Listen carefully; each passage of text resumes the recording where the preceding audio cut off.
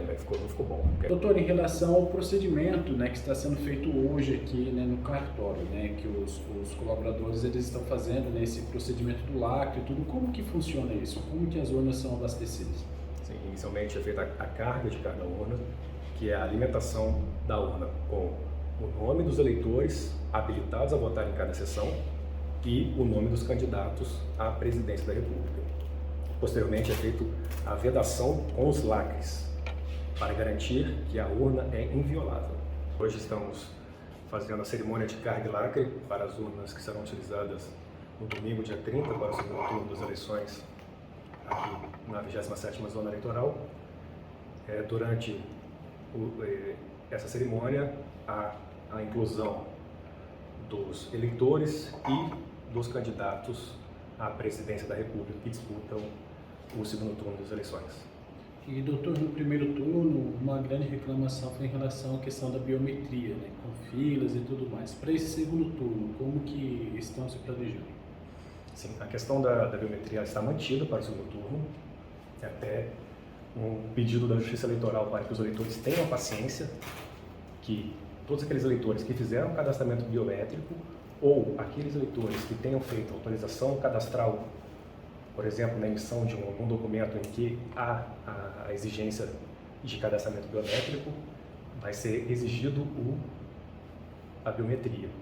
E isso pode sim gerar um pouco de atraso. Então, a Justiça Eleitoral pede aos eleitores que tenham um pouco de paciência, mas considerando que só temos um candidato, não gerará tantos problemas como aconteceu no primeiro turno. Doutor, em questão da fiscalização, como foi no primeiro turno, esse segundo turno promete também ter uma fiscalização bem reforçada como houve? Sim, as forças de segurança estão empenhadas, haverá reforço tanto da Força Tática, vindo de Juína, temos também reforço dos policiais da comarca de Cuiabá, para proporcionar uma eleição bem tranquila e segura, tal como foi no primeiro turno. Doutor, agora, como o senhor falou aí, são só 2 candidatos, né? Apenas um voto, né? Então isso poderá agilizar mais, né? Mas o eleitor tem que ficar atento também às normas, né? E principalmente ao horário, né? Que na eleição de primeiro turno nós tivemos aí muita gente que chegou atrasado, ficou na fila e a eleição teve que se estender até mais tarde para atender aqueles que já estavam na fila, né? Sem dúvida, bem lembrado, a Justiça Eleitoral reforça o horário de votação, que é das 7 às 4 horas. E aí o eleitor se atente a não perder horário. Tivemos poucos casos, na verdade, em que o eleitor chegou após o encerramento das eleições. Então, a Justiça Eleitoral reforça 7 horas até as 4 horas é o horário de votação dele. Põe conosco aqui o seu Ailton Fernandes, né? O senhor veio do interior, da Fazenda Grossão, para votar, chegou aqui, já tinha passado? 5 minutos. 5 minutos só que eu cheguei atrasado aqui, não posso entrar para votar, entendeu? Sou cidadão, quero votar e não consigo votar. O que aconteceu que o senhor não pôde vir antes? Eu trabalhei, mexendo com plantio de lavoura, mexo com plantio. Aí um atrasou o plantio também lá, deu uma chuvada, demorei um pouco. Aí eu acelerei a mão para chegar aqui, é que se manter na estrada para chegar para votar, não posso entrar para votar, entendeu? Então tudo bem. E, doutor, referente à questão de denúncias, né, caso o eleitor vê alguma irregularidade, né, como que ele deve proceder? No caso de a ocorrência de algum delito no momento da eleição, no dia da eleição, o eleitor pode se valer da Polícia Militar, discando 190 para realizar alguma denúncia. Então, doutor, muitos eleitores têm dúvidas, né, em relação ao que é permitido durante a eleição. Por exemplo, adesivos com números de candidatos, camisetas. Praguinha. Isso pode também, a questão das praguinhas?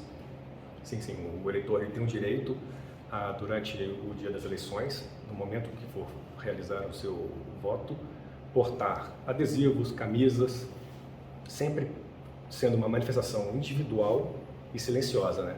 A partir do momento em que ela extrapole essa situação de ser individual e silenciosa, aí sim poderá estar cometendo crime de boca de urna.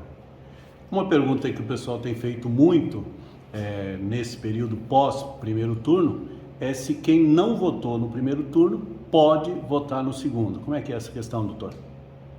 Perfeitamente. Aquele eleitor que não realizou o seu exercício de cidadania no primeiro turno pode perfeitamente votar no segundo turno sem problema algum. Justifica quando?